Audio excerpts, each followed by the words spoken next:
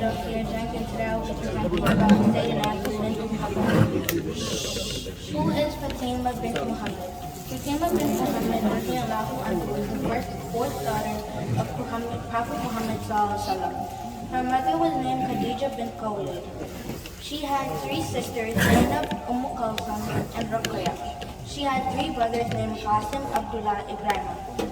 Fatima passed away at 27 years old from grief of her father's death, Prophet Muhammad sallallahu alaihi wasallam. Sayyidina Fatima's childhood. During Fatima bint Muhammad's childhood, she dealt with many hardships. Effect of the stage. She and her family faced the boycott in the valley of Abu Talib, where she suffered the pain and hunger of thirst, by side of her father ﷺ and many other early Muslims. Lost members from her family. When the siege in Abu Talib ended, Fatima was afflicted by the death of her mother, Khadija radiallahu anha. Fatima also lost all three of her brothers named Qasim radiallahu anhu, Abdullah radiallahu anhu, and Ibrahim radiallahu anhu, who all died during her childhood. Exile. Fatima was 18 years old when her father ﷺ had a companion bring her to Medina after staying in Mecca, while Muslims traveled to Medina. Khalid bint Muhammad get married. Marriage with Ali ibn Talib. She received several proposals. Many great companions of Prophet Muhammad ﷺ were approaching Fatima bint Muhammad.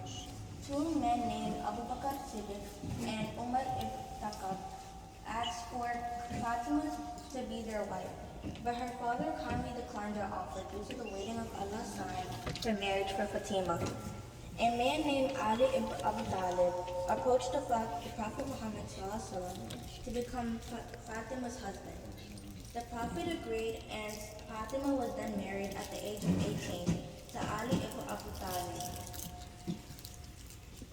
Fatima was married to Ali ibn Abi Talib, and 1 year after, she gave birth to the Prophet's first grandson, named Al-Hasan ibn Ali.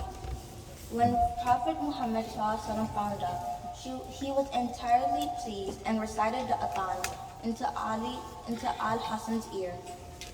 Fatima bint Muhammad had a second son named Husayn ibn Ali, a year after Al-Hasan ibn Ali was born. The Prophet ﷺ loved his two grandsons very dearly and said that they were given the position to be the leaders of the youth of paradise. Fatima and Ali were blessed by Allah ﷺ with a baby girl. Prophet Muhammad ﷺ was very happy and named her Zainab. 2 years later, Fatima gave birth to a girl whom the Prophet called Kulthum.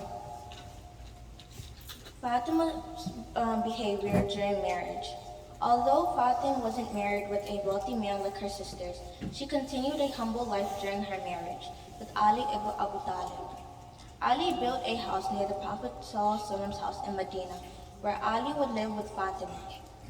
Fatima did all the housework, such as carrying water from the wells, grinding corn from handmill, cooking for the house, and cleaning for the house. Once Fatima's economic status improved, she was able to gain maids, but she always treated them as family and did the house job with them. How did Fatima's behavior connect to the religion of Islam? When looking into Fatima's life, it was noted that she was well known for her purity, modesty, and faith in terms of her belief in Allah. Al-Zahra by the Prophet ﷺ. It means the splendid one. She would stand where he was attacked by those whom disagreed with the religion of Islam. She respected the religion with all her heart by following the rules set in Islam. She was always with her mother, so she picked up many characteristics of how to be a great Muslim scholar and take care of her father in times of hardships and need. Noble characteristics and lessons of Fatima al-Zahra's life. She loved her father so much and took care of him, especially after her mother's death. Her devotion to her father caused many people around her to call her the mother of Prophet Muhammad ﷺ. Through hardships, the siege, and the loss of her mother and siblings, she showed endurance and toughness. She agreed with the decision of her father to marry Ali, whose financial situation is less comfortable than the other suitors. The Prophet ﷺ declined the offer of Abu Bakr and Umar, waiting for the sign which shows in which Muslims should rely on Allah when it comes to his future, and to ask Allah to guide them. Noble characters and lessons from Fatima's life. After Messenger of Allah (SAW) had performed the farewell pilgrimage, he got sick. Fatima went to visit her father at Aisha's home. Prophet Muhammad (SAW) welcomed her, and he then told her a secret. After hearing, Fatima started weeping. Prophet whispered again in her ears, and she started laughing. Aisha said, "I never saw happiness so near to sadness as I saw today." She also asked Fatima what the Prophet had told her. Fatima replied, "I would never disclose the secret of Allah's Messenger." When the Prophet ﷺ died, Aisha radiallahu anhu once again asked Fatima, "Would you please tell me what the Prophet whispered to you?" Fatima replied, "Now I can. As for the first time, he said, every year Jibril would revise the Quran only once, but this year he has done so twice.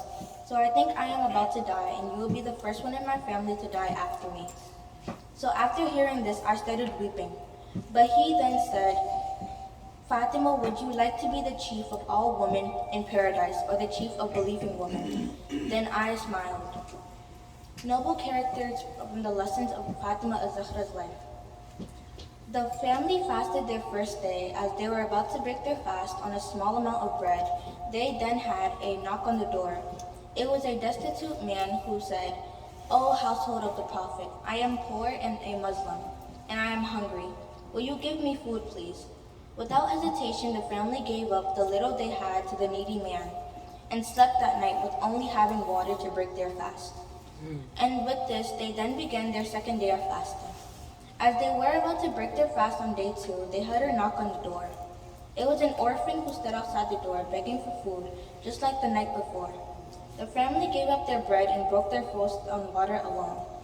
On the third and final day of fasting, someone knocked on the holy doors. It was recently released non-Muslim prisoner who, just like those before, pleaded for food. Once again, the family gave up all they had. By the end of all 3 days, the family was extremely drained and physically exhausted, but had nothing less to fulfill their vow.